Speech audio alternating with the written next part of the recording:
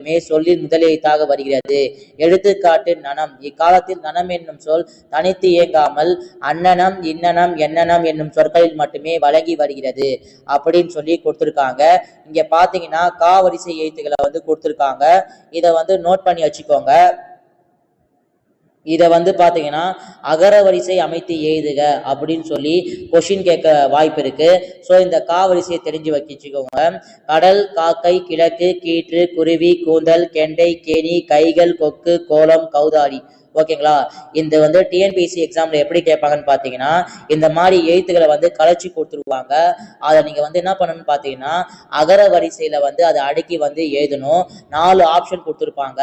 அந்த 4 ஆப்ஷன்ல எது அகர வரிசையில அமைஞ்சிருக்கோ அதை நீங்க டிக் பண்ணணும். ஓகேங்களா? இதை நோட் பண்ணி வச்சுக்கோங்க. ஓகேங்களா? அதுக்கப்புறம் அகர வரிசையை பத்தி நம்ம ஒரு தனி கிளாஸ் அதை பத்தி தனியா